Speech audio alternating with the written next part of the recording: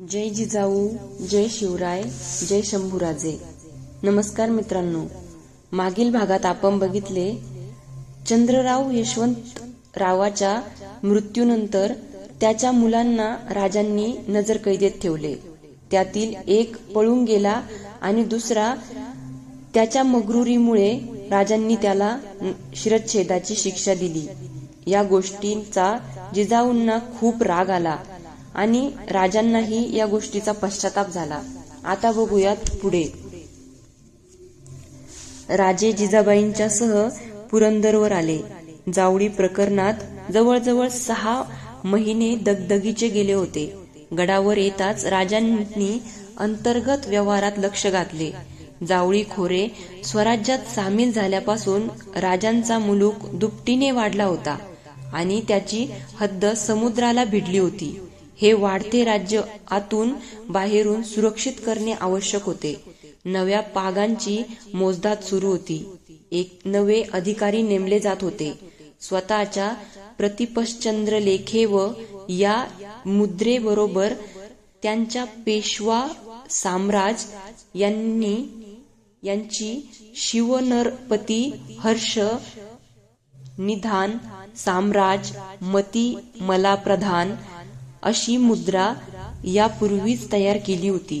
त्याशिवाय पेशवे, मुजुमदार, डबीर, सुरनीस, सरनोबत असे अष्टप्रधान मंडळापैकी निदान 5 जण व पायदळाचे सरनोबत, पायदळाचे सबनीस, हेरदळाचे प्रमुख असे अधिकारी राजांनी नेमले होते.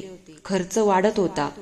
भोरप्या डोंगराचा गड आणि रायगड ही दोन्ही बांधकामे एकाच वेळी सुरू झाली होती. पुरंदरवर मुक्काम ठेवून राजे हे सर्व करीत होते. गडावर कचेरी हलविली होती. एके दिवशी राजे पुरंदराखाली नारायण दर्शनाला सर्वांसह उतरले. जिजामाता व सईबाई एका मेन्यात होत्या. सईबाईंना दिवस गेल्याने त्यांची काळजी घेतली जात होती. दुसऱ्या मेन्यात सोयराबाई होत्या. देवदर्शन करून राजे मंदिराबाहेर आले. शामराव निळकंठांनी राजांना विनंती केली, महाराज, सुप्याचे तिमाजी कुलकर्णी आले आहेत. आमच्याकडे? हो. तिमाजी कुलकर्णी सुप्याचा वतनदार. त्याचे वतन संभाजी मोहित्यांनी बळजबरीने काढून घेतले.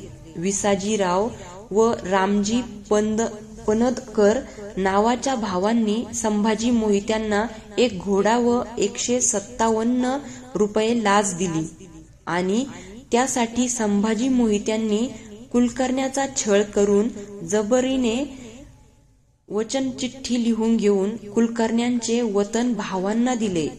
कुलकर्णी दाद मागायला बंगळूरला गेला. शहाजी राजांनी त्याला राजांच्याकडे पाठविला.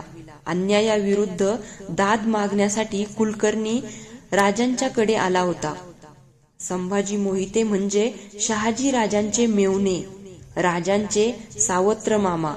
सुपे परगणा शहाजी राजांचा होता. त्यांनी तो परगणा शहाजी राजांच्या धाकट्या राणीसाहेब तुकाबाई यांचे भाऊ संभाजी मोहिते यांना दिला होता. मोहिते सुप्याच्या गढीत राहून सुप्यावर बेलगाम अंमल करीत होते. त्यांच्याबद्दल अनेक तक्रारी आल्या होत्या, पण राजांना मोहिते मानित नव्हते. मोहित्यांना दुखविणे तर विनाकारण घरात गैरसमज होईल म्हणून राजे आजवर मोहित्यांकडे दुर्लक्ष करून होते. राजांनी कुलकर्ण्याला अभय दिले आणि ते गडावर गेले. दुसऱ्या दिवशी राजे सकाळच्या वेळी रघुनाथ बल्लाळ, अत्रे, सोनोपंत डबीर यांच्याबरोबर बोलत होते. बोलता बोलता राजे स्तब्ध झाले. राजे उठले, खिडकीजवळ आले. खालच्या चौकात भगवी वस्त्रे धारण केलेला एक तरुण संन्यासी उच्च रवाने श्लोक म्हणत होता. मनी लोचनी श्रीहरी तोची पाहे, जनी जाणता भक्त होऊ निराहे. गुणी प्रीती राखे क्रमू साधनाचा, जगी धन्य तो दास सर्वोत्तमाचा. सदा देव काजी जिजे देह त्याचा, सदा राम नामे वदे नित्य वाचा, स्वधर्मेची चाले सदा उत्तमाचा, जगी धन्य तो दास सर्वोत्तमाचा. वा, राजे उद्गारले, काय प्रासादिक वाणी आहे. कोण आहे हा संन्यासी? अत्रे डबीर खिडकीपाशी आले. संन्यासी म्हणत होता, मदे मस्तरे सांडिता स्वार्थबुद्धी, प्रपंचीक नाही जया ते उपाधी, सदा बोलणे नम्र वाचा सुवाचा, जगी धन्य तो दास सर्वोत्तमाचा. अत्रे म्हणाले, हा तर रामदासी दिसतो. असे अनेक भिक्षेकरी येतात. संन्यासी, बैरागी, दरवेशी यांची अखंड रीघ लागलेली असते. नाही अत्रे, साधे भिक्षेकरी आणि रामदासी यांच्यात खूप फरक दिसतो. हे रामदासी नुसती भिक्षा मागत नाहीत, तर प्रत्येक भिक्षेबरोबर एक ज्वाज्वल सद्विचार समाजात पेरीत असतात. समाजाला विचाराकडे प्रवृत्त करीत असतात. नाहीतर आम्ही यांच्या साधेला आकृष्ट झालो नसतो. हे रामदासी साऱ्या मुलुकात पसरले आहेत. आम्हाला ते माहीत आहे. त्या सत्पुरुषाचा उपदेश ऐकून अनेक जण आम्हाला येऊन मिळाले आहेत. रामदासीला भेटण्याची आमची इच्छा आहे. आज्ञा. सोनोपंत म्हणाले, आत्ता बोलावून आणतो. त्यांना थांबवीत राजे म्हणाले, नको, श्री समर्थांच्या शिष्याला देखील बोलवण्याचा अधिकार आम्हाला नाही. आम्हीच सामोरे जाऊ. राजांच्या पाठोपाठ अत्रे, सोनोपंत होते. राजांना महालाच्या बाहेर आलेले पाहताच रामदासी चकित झाले. भानावर येऊन त्यांनी हात जोडले. राजांनी वाकून नमस्कार केला. त्यांनी विचारले, महाराज, आपण कोण? आम्ही रामदासी, सेवकाला कल्याण म्हणतात. भिक्षेसाठी आलो. आपण कोणते अभंग म्हणत होता? राजा, हे अभंग नव्हेत, हे श्लोक आहेत. गुरुदेव सध्या शिवथर थळीत बसून ग्रंथ लिहित आहेत. ग्रंथ पुरा होईतो कुठंही न जाण्याचा संकल्प त्यांनी सोडला आहे. त्यांचे हे मनाचे श्लोक आहेत. आपल्या कृपेने त्यातील आणखी काही ऐकायला मिळेल तर आम्हाला आनंद वाटेल. संन्यासी म्हणाला, राजा, ती तर गुरुआज्ञा आहे.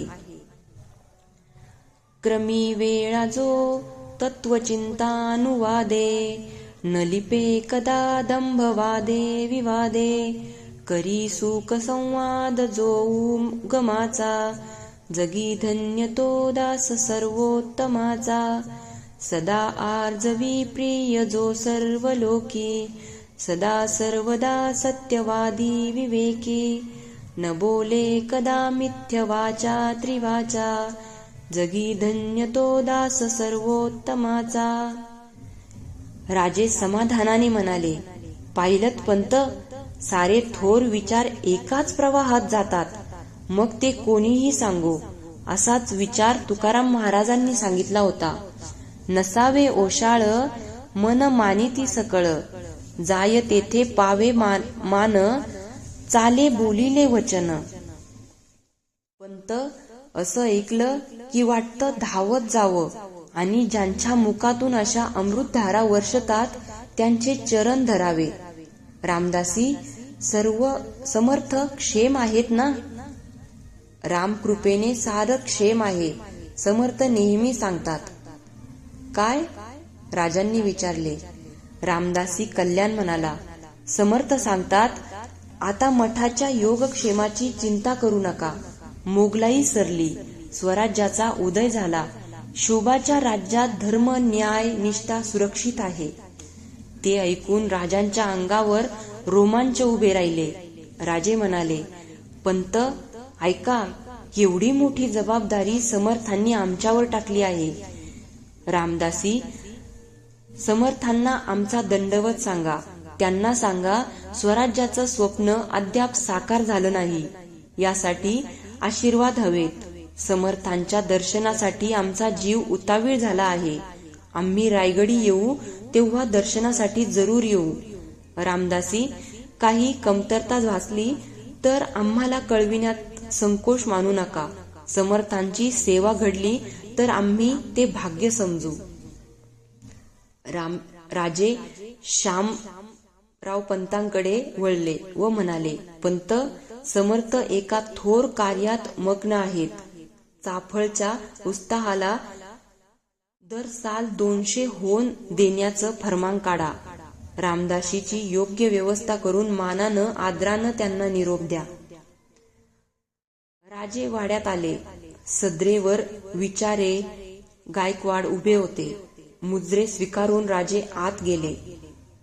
राजे आपल्या महाली जात असता सईबाई सामोऱ्या आल्या. त्या म्हणाल्या, आपल्यालाच हुडकत होते. का? मासाहेबांनी आठवण केलीये का? विशेष काही? सईबाई हसू लपवीत म्हणाल्या, मला काही ठाऊक नाही. सईबाईंच्या पाठोपाठ राजे जिजाबाईंच्याकडे गेले. मासाहेब, काय आज्ञा? राजांनी विचारले. अरे, आज्ञा कसली? तू संतापणार नसलास तर सांगते. मासाहेब, आपल्यावर कधी आम्ही संतापतो का हो? आपण सांगाल ते आम्ही आनंदानं मान्य करू. पहा राजे, मग फिराल. आपल्या पायाची शपथ. मग तर झालं. राजे प्रसन्नतेने म्हणाले. हे बघ, बाहेर आपले विचारे गायकवाड आलेत. त्यांची इच्छा आहे की त्यांच्या मुली इथं द्याव्यात, सोयरीक घडावी. इथं लग्नाचं कोण आहे? राजे आश्चर्याने म्हणाले. तुमच्याकरिता म्हणतात ते. मासाहेब, 3 लग्न झाली, पुरे झाली नाहीत का? राजे, हा सुद्धा राजकारणाचा भाग समजा.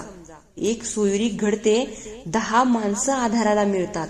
शिवाय राजांनी अधिक लग्न करणं हा रिवाजच. राजे खिन्नपणे हसले, म्हणाले, मासाहेब, हे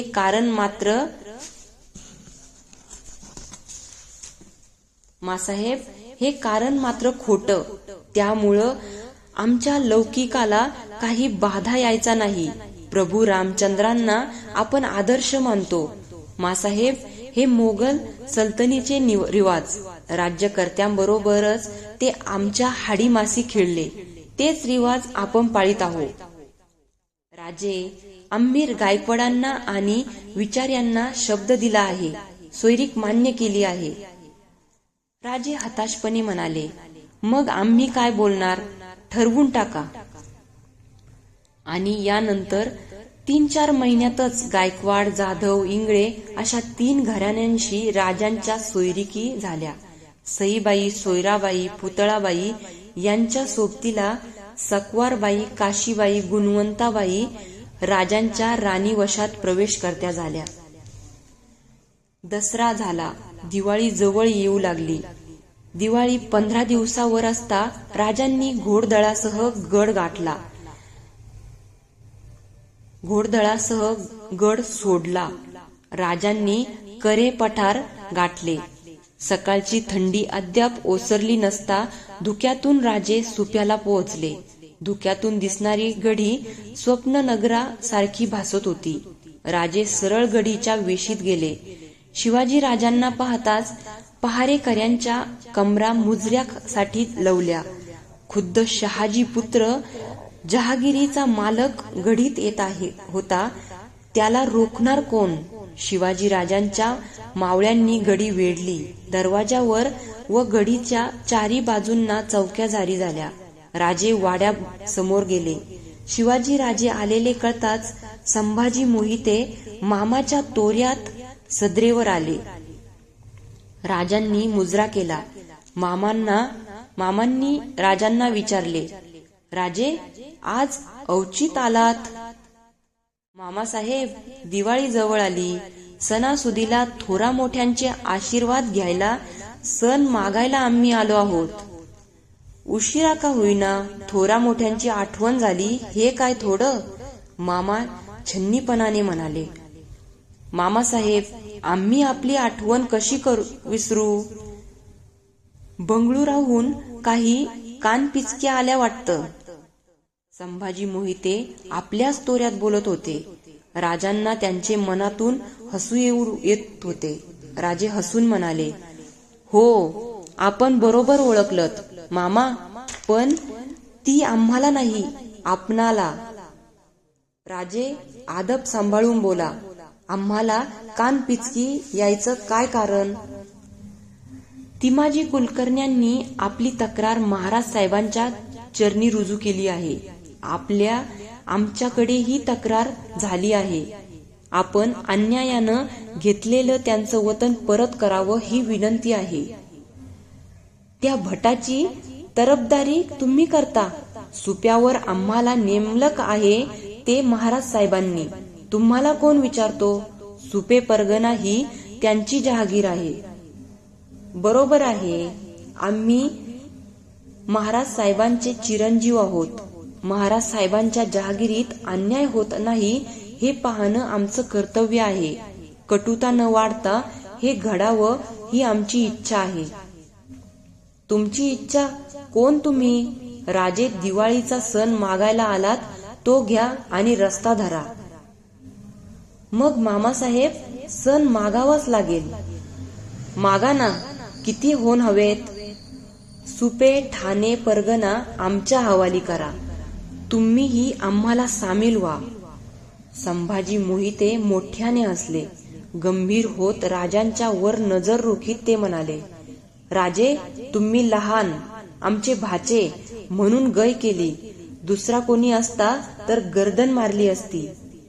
राजे संतप्त झाले. चेहरा रुक्ष कठोर झाला.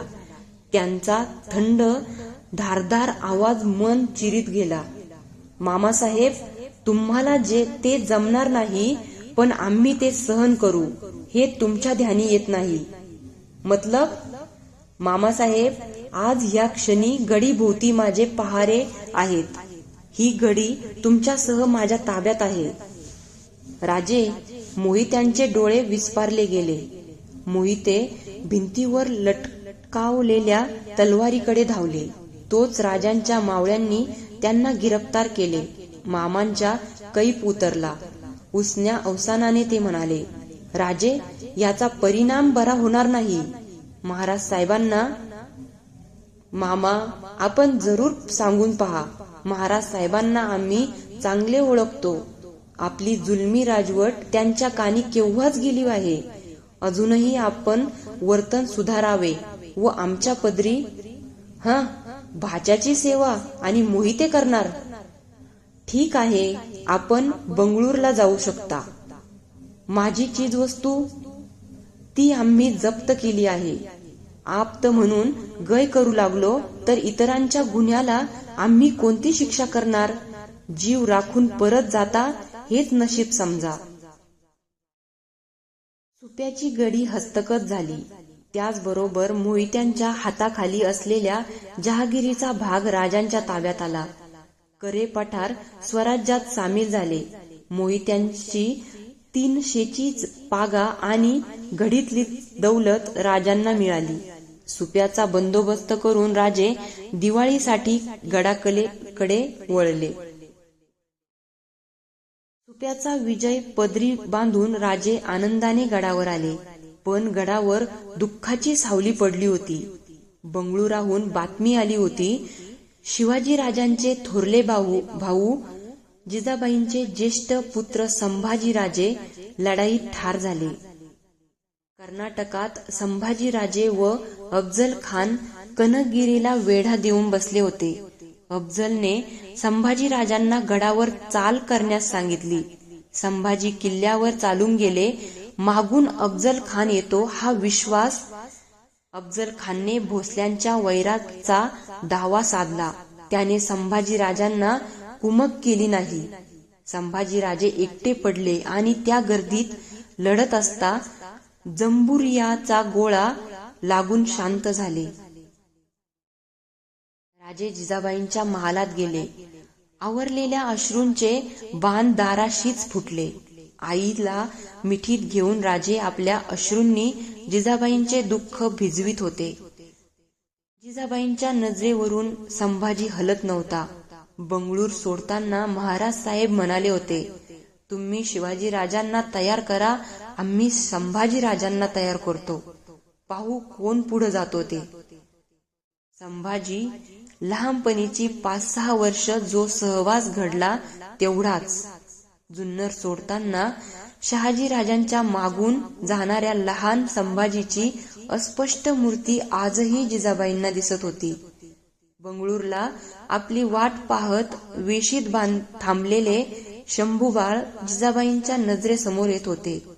बंगळुराहून परत येताना एका मुक्कामापर्यंत आणि निरोपाच्या वेळी डोळ्यात पाणी घेऊन उभे असलेले संभाजीराजे, तेच रूप अखेरचे. 2 वर्षापूर्वीच संभाजीला मुलगा झाल्याचे कळले होते. नातवाचे मुख पाहण्याचे निमित्त करून जाणे झाले असते तर संभाजी दिसला असता. संभाजी एक स्वप्न होते, नेहमी नजरेसमोर येणारे पण कधीच मिठीत न सापडणारे. संभाजी स्वप्नासारखाच राहिला. स्वप्नातला तो तीळ मोठा झाला आणि स्पर्श होण्याआधीच जीवनाचा भर पहाटे विरघळून गेला. राहिले संभाजी हे स्वप्न. शंभूबाळ अशा रीतीने पुढे जाऊन महाराज साहेबांचे शब्द खरे करतील अशी शंका स्वप्नातही कधी जिजाबाईंना वाटली नव्हती. पण ऊर चिरून जाणारा सत्याचा घाव आधी दिसला नाही म्हणून चुकत नसतो. संभाजीराजांच्या मृत्यूच्या बातमीने खचलेल्या जिजाबाईंच्या वर नजर ठेवून राजे गडावर वास्तव्य करून होते. उलटणाऱ्या दिवसांबरोबर दुःखाला बांध घातले जात होते. खोल गेलेल्या जखमेचे शल्य फक्त जिजाबाईंना जाणवत होते. जिजाबाईंनी मोठ्या धीराने ते दुःख सहन केल्याचे भासविले आणि राजे पुन्हा राजकारणात गुंतले.